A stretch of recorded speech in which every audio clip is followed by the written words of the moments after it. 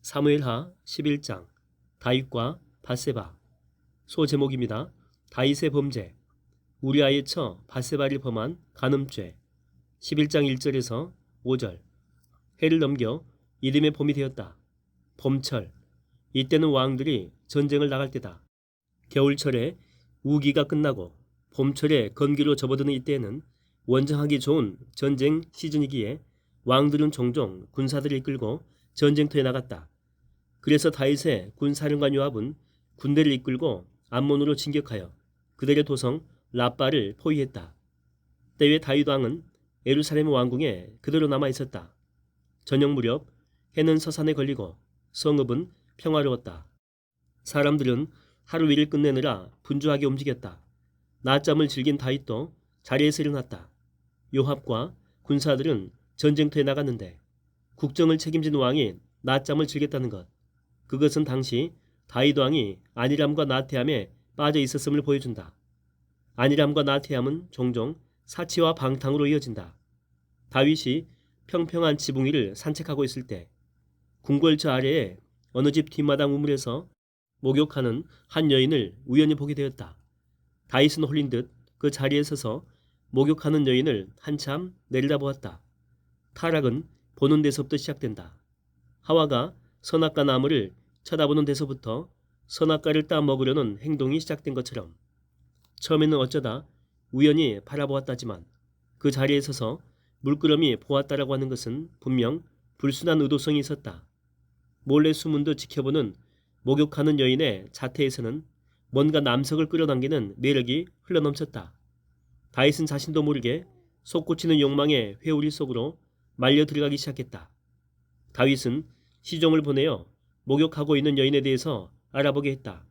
그런 다윗의 지시 속에는 기어코 그 여인을 차지하겠다는 탐욕이 배어 있었다. 당시 다윗에게는 많은 처첩이 있었다.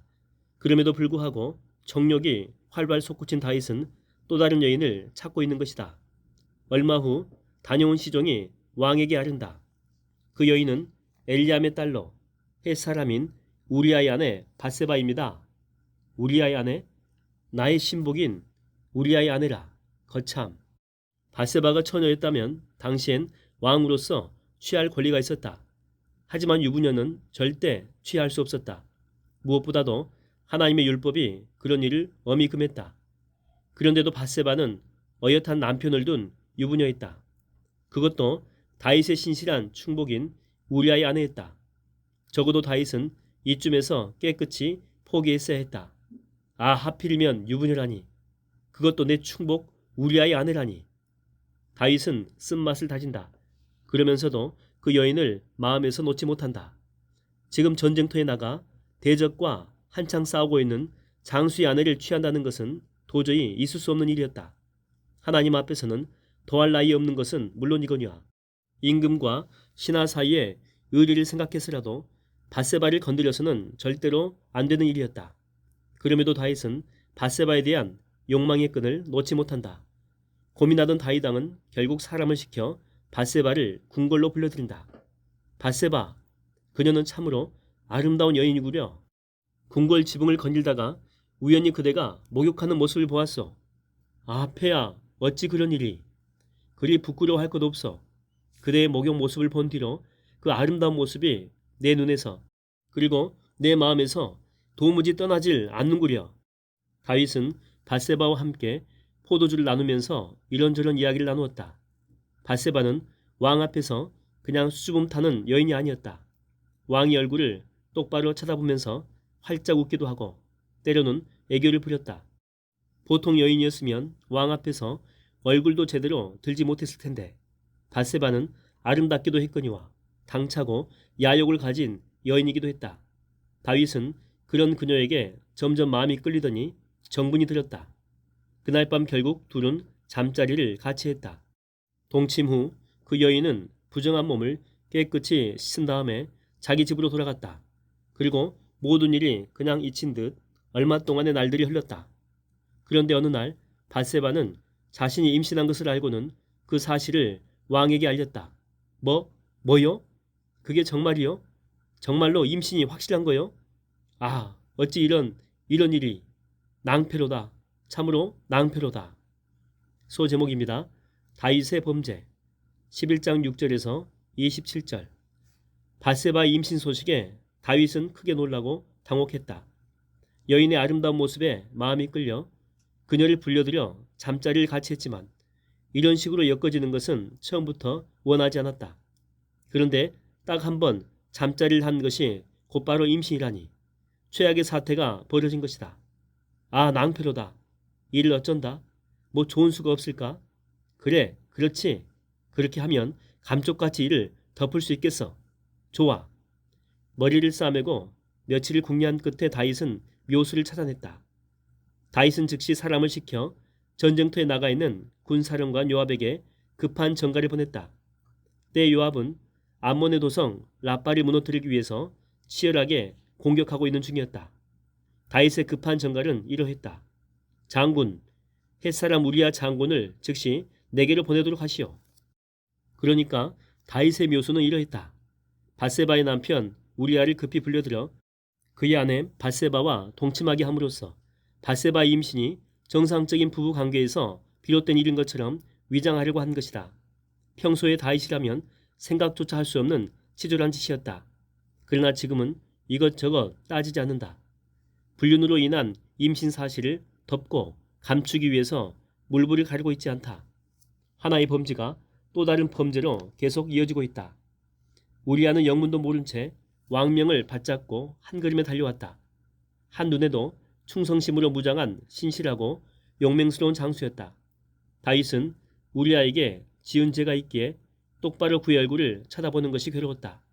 소장 우리아, 폐하의 부르심을 받고 전쟁터에서 급히 달려왔습니다. 하명하소서. 오 우리아 장군, 어서 오시오. 그래, 요압 장군과 우리 군사들의 사기는 어떠하오? 전쟁 상황은 어떻게 돌아가고 있는 것이오? 왕은 형식적으로 전쟁터의 상황을 이것저것 물었고 우리아의 대답도 건성으로 들었다. 그러다가 왕은 기회를 엿보아 우리아를 불러들인 진짜 의도를 실행에 옮긴다. 장군, 전쟁터에서 얼마나 힘들었어. 잠시 휴식이 필요한 것 같구려. 그러니 그대는 오늘 집으로 돌아가서 발을 씻고 편히 쉬도록 하시오. 폐하, 지금은 한창 전쟁 상황이라 그건. 왕의 호의에 우리아는 얼떨떨한 표정을 지으며 선뜻 대답하지 않는다. 그런데도 왕은 막무가내다.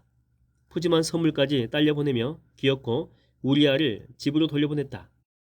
그러나 우직한 군인 우리아는 끝내 집으로 돌아가지 않았다. 대신에 궁궐 문간의 쉬병들 숙소에서 그들과 함께 잤다. 다음날 아침 다윗은 우리아가 집에 돌아가지 않았다는 사실을 알았다. 그래서 우리아를 다시 불러들인다. 장군, 내가 특별히 호의를 베풀었는데 왜 그대는 집에 가지 않았던 거요? 왕의 물음에 우리아가 확신에 찬 말투로 대답한다. 폐하, 하나님의 법궤는 물론이고 요압 장군과 부하들도 지금 들판에서 지내고 있습니다. 그런데도 제가 어찌 집에서 편히 먹고 씻고 마시면서 아내와 동침할 수 있겠습니까? 폐하께 맹세하건대 저는 결코 그와 같은 일을 하지 않을 것입니다. 우리아의 말에 다윗은 움찔했다. 틀린 말이 하나도 없기 때문이다. 모름지기 충직한 군인이라면 당연한 이치였기 때문이다. 왕은 겉으로는 아무런 내색을 보이지 않고 다시금 부드럽게 말한다. 그대는 정말 충직한 군인이구려. 뜻이 정 그렇다면 여기에서 하루 더 묵고 내일 전선으로 돌아가도록 하시오. 그러면서 왕은 우리아와 함께 취하도록 마셨다. 일부러 우리아에게 술을 많이 권했다. 술에 취한 김에 집으로 돌아가 아내와 동침할 수 있겠거니 하고 판단했기 때문이다. 하지만 충직한 우리아 장군, 그는 그날 저녁에도 궁궐 문간에서 시위병들과 함께 잤다. 그 소식에 다윗 왕은 쓴 웃음을 짓는다. 그렇다면 방법이 없구나. 우리아의 충직함이 스스로 제 목숨을 거두는구나. 참으로 미안하지만 어쩔 수 없구나. 다음날 다윗은 요압 장군에게 전해줄 편지를 써서 우리아의 손에 들려보냈다. 편지 내용은 이러하다.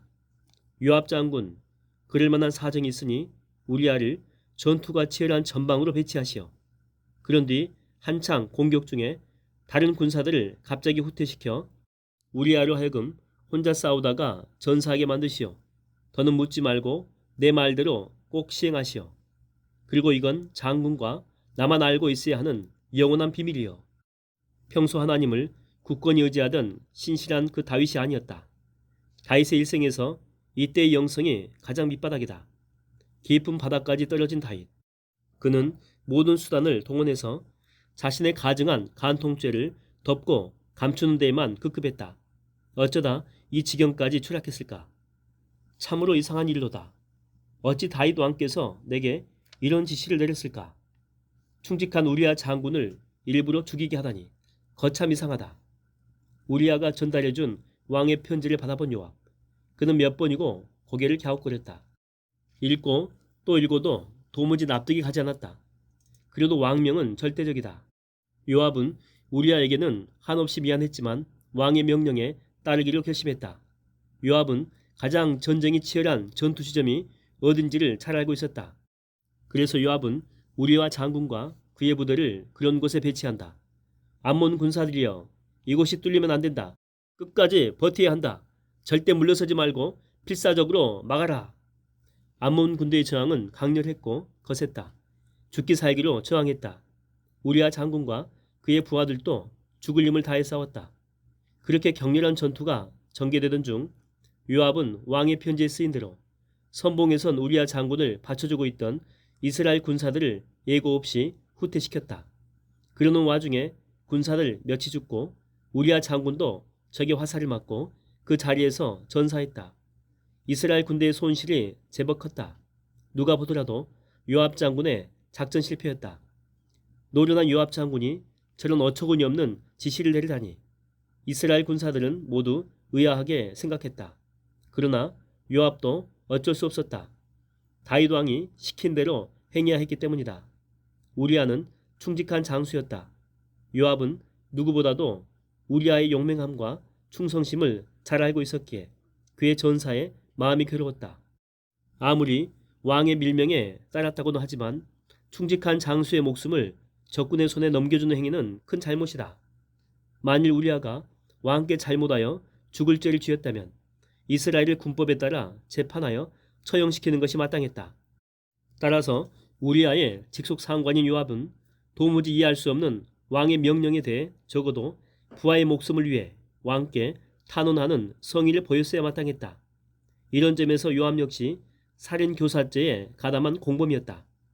어쨌든 요압은 전투 상황을 왕에게 보고하기 위해 전령을 예루살렘으로 보내면서 말한다.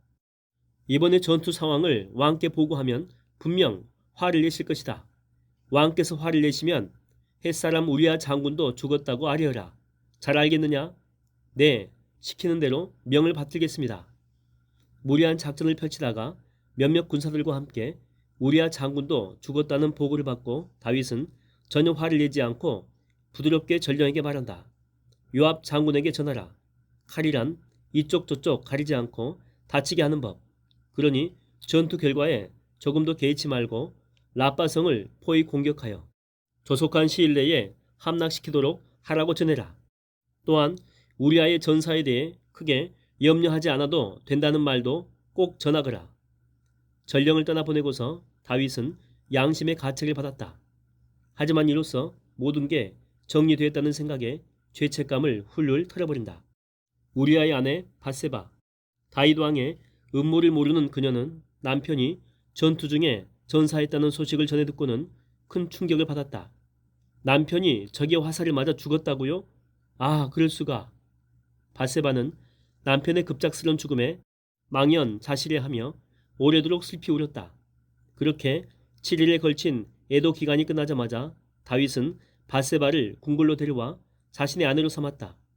그녀의 임신 사실을 최대한 감추려고 신속하게 일을 진행한 것이다. 궁궐로 들어온 밧세바는 오래지 않아 아들을 낳았다. 아, 슬프도다. 내 신실한 종 다윗이 저토록 악한 일을 하다니. 모든 일을 시종일관 줄곧 지켜보던 주님. 다윗이 자행한 일을 아주 악하게 보셨다. 주님은 크게 한탄하시고 슬퍼하셨다.